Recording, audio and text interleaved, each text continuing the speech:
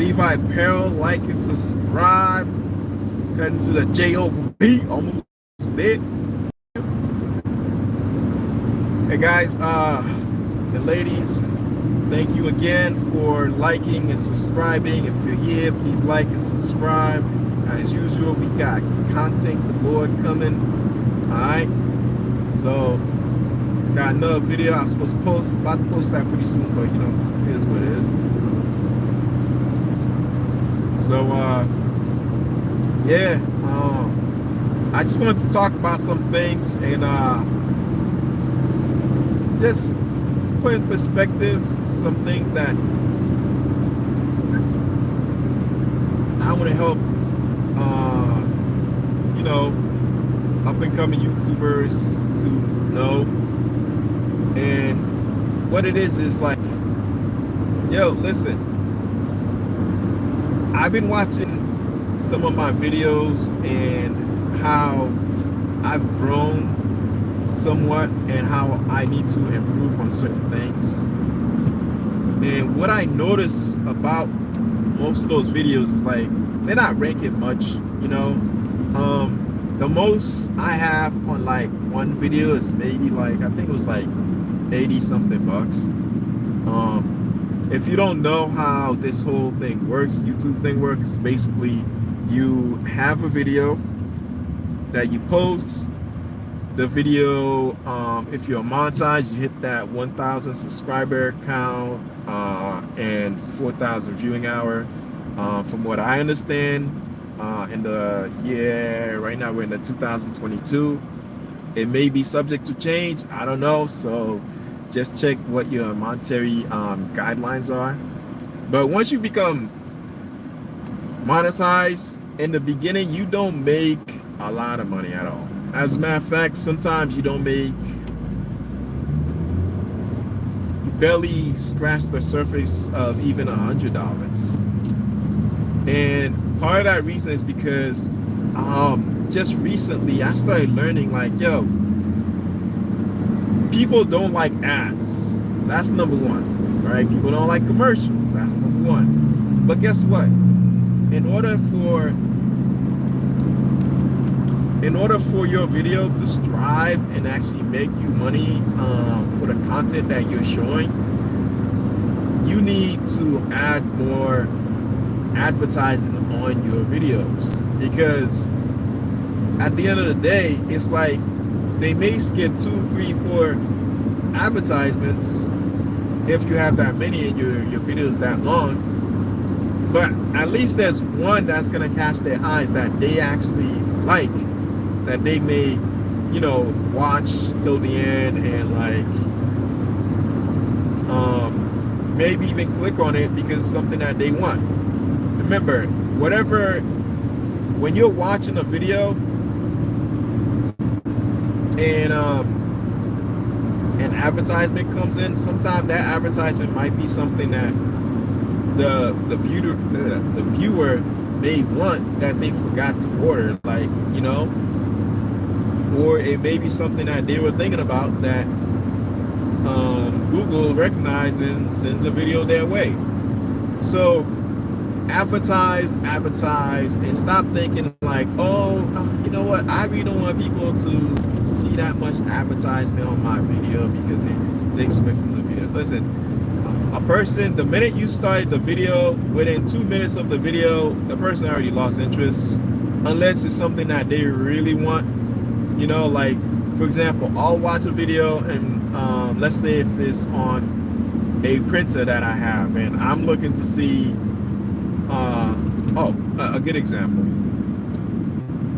There was a printer that I have, 1400, and I didn't know how to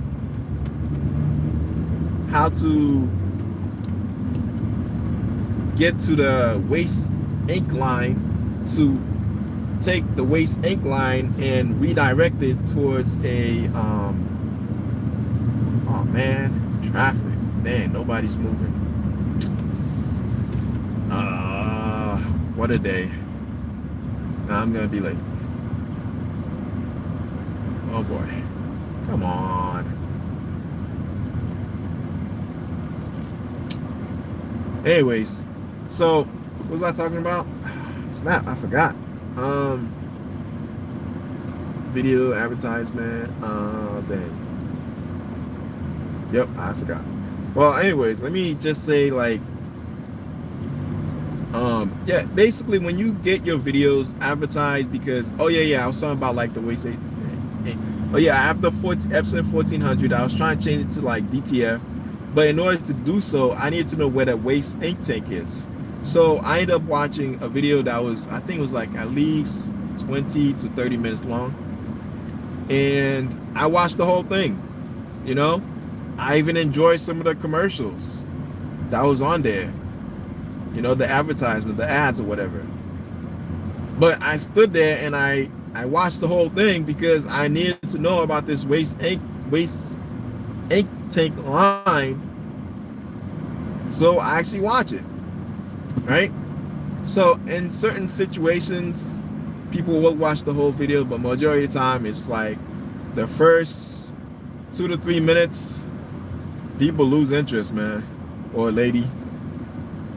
So put as much advertisement that you possibly can on your channel. At the end of the day, it's not about, oh, okay, it's lane merging into one. Yeah, it's not about how much ads you got. It's about how much you can make off of that video, because that's why you monetize. If you didn't monetize, you wouldn't have to worry about ads on your video. You just remove everything. It wouldn't even be there, right? So again, put as much ads as you possibly can, because I noticed a big jump in my ad revenue when I did that. It was crazy. All right, that's number one. Let me see who's here. If you're here, like and subscribe. I appreciate you.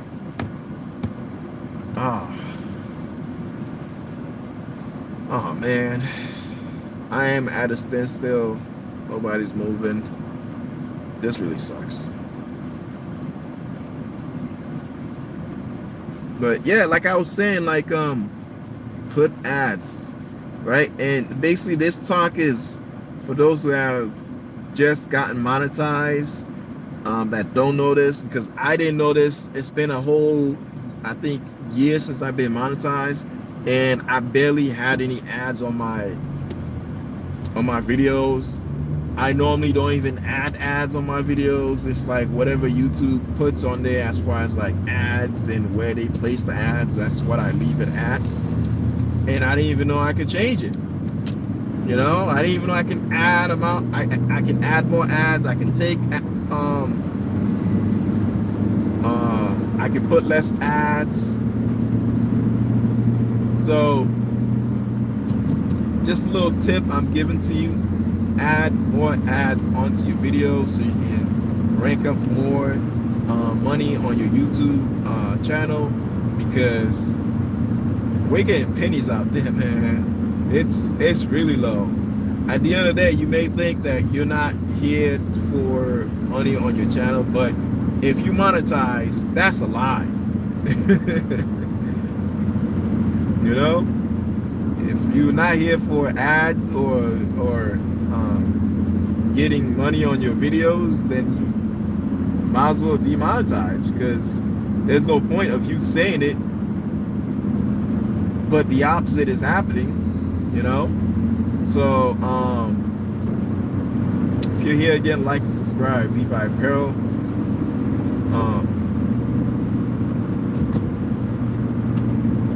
Yeah, channel is growing. We got more content coming. I'm learning not to leave vinyl alone, because at the end of the day, vinyl will always be king. You know, you can screen print as much as you want. You can heat press as you can sublimate, do all those things. You will always have need for vinyl. All right. But just want to let you know on my channel, I will be doing a more screen printing and vinyl. I'm gonna do screen print and vinyl combined. Yeah. And part of the reason is because I have a small shop, and I'm realizing that I really don't need to have a dip tank. I really don't need to have a, what's that thing called? Dang, I'm losing my thoughts here. Dark room. Photo emulsion. I don't need none of those things. It's something called vinyl. I mean, shoot. With vinyl, it's just so much you can do because the screen printed stencil itself is it's made of mesh, and that mesh is material, and that material happens to be polyester, and that polyester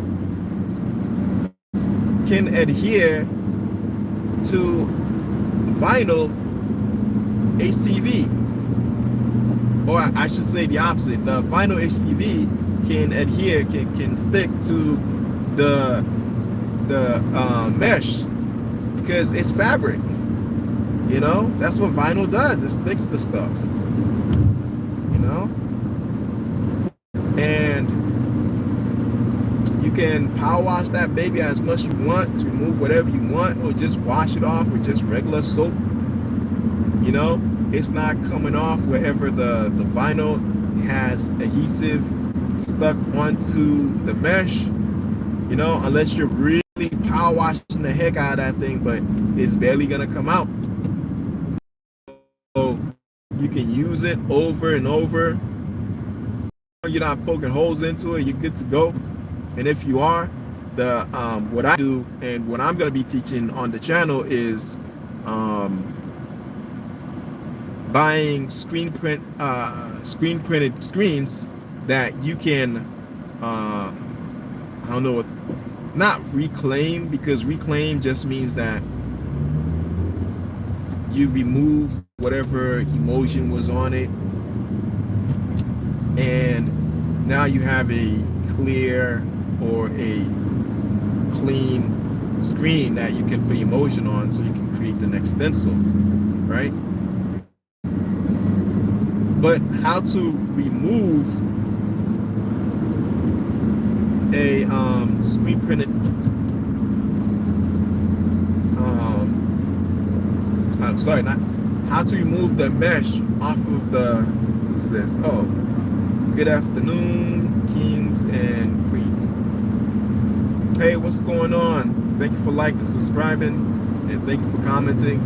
But yeah, like I was saying, I'm gonna be using unconventional screens, and then eventually maybe making my own type of screens by using wood, not so much metal, because I don't really have the tools to use metal, and hopefully it will help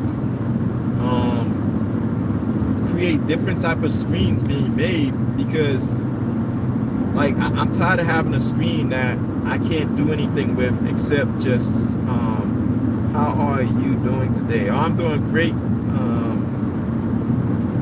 didn't see the last part. Okay. Shared you to my community tab. Cool, thank you. All right. So yeah, we're gonna focus on screen printing and vinyl combined, right? No longer are we going to be using emulsion, using darkroom, waiting for the screen to be ready. All that stuff takes time. No more fans, nothing like that. Just straight up cut the vinyl, weed the vinyl, put the vinyl on the screen itself, and then start making shirts. That's basically what we're gonna do. And eventually we're gonna learn how to invert it, which means sometimes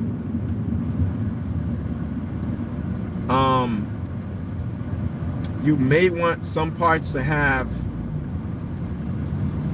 be focused more on, like, I don't know, how do I say it?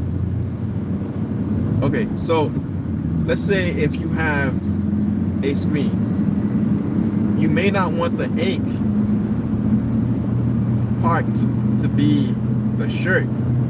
You may want the shirt to be blocked by the ink. So certain images that you create, that may be the case. You'll understand more when I do more videos on it. But I just wanted to get that out there, that we're not going to be doing the conventional screen printing. I have a project that's coming. I have 2 projects that's coming that I'm going to be doing that. The reason why is because I set my shop up in a way where if I'm doing 10 or more designs,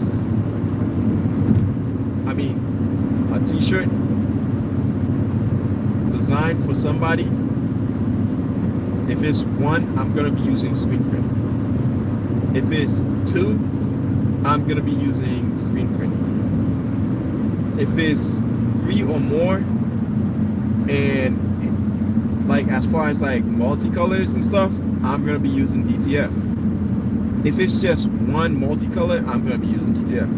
You know, I don't have time to try to register a screen and do all that bull. I want to use my screen printing method for yes, multicolors, but like easy to register multicolors. But if not, I'm gonna be using my DTF printer, and I'm gonna go back and forth between screen printing and my DTF printer, or vinyl and my screen printing machine.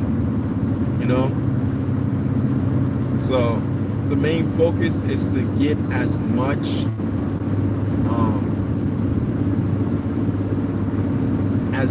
multimedia on a shirt as possible, because I have all these different machines. I don't want to just have them sitting there. I don't want to lose the understanding of weeding, because the more you weed, right? Weeding vinyl basically is you removing excess vinyl that's not supposed to be there, that's not part of the image. That's all it is. All right. And I want to master screen printing, but the only way I can master screen printing is by doing multiple jobs of screen printing. But I don't want to leave vinyl behind, because it's easy for you to learn screen printing, learn multicolor screen printing, how to register, get a screen printing machine that's like on point, this and that. But again, I don't have the space to have those humongous machines that can do all these things. And I want to be able to utilize all my machines to do a job for a customer, so no machine is just sitting there idle. Because I've had tons of machines sitting there idle because I have too many ways of making a shirt, and some of those ways end up staying idle, right? For example, I got my what's that thing? I think I'm forgetting the name. White toner printer. It's been sitting idle for like a good year. Majority of the time I use it for just printing worksheets, you know? So it's still being utilized, but I could do a whole lot more with it, you know? So again, I'm trying to utilize all my machines. The previous job I did, I utilized my computer, I utilized my vinyl cutter, and I utilized my screen printing machine. Right? This next job I'm gonna utilize my computer, my vinyl cutter, possibly my large vinyl cutter, because I haven't used that thing for a while. And now I'm dealing with shirts that's like 2x, 3x, 5x. You know, I'm gonna need vinyl that's big enough to allow me to do that type of stuff, you know? So yeah, like eventually we're gonna get to a point where we're gonna be doing lots of jobs, and I want to utilize all my machines if possible to do multiple jobs, because I don't want any of my machines to stay idle. My heat press, the count now is close to 200 presses. Know what I mean? So, you know, we're moving up, but like I said, from my large machine to my smallest machine, I want all of them to be working as a team. And that's the ultimate goal for the next month to come. You know, next months to come. And then for next year, hopefully we're just talking about customers and how to deal with customers and what are the different type of customers. You know, but for now, it's learning the machine, using the machine, finessing the machine so that it can work. All right, but I'm about to be at work right now, so I'm gonna have to head out and call it a day. This is Levi Apparel. Like and subscribe.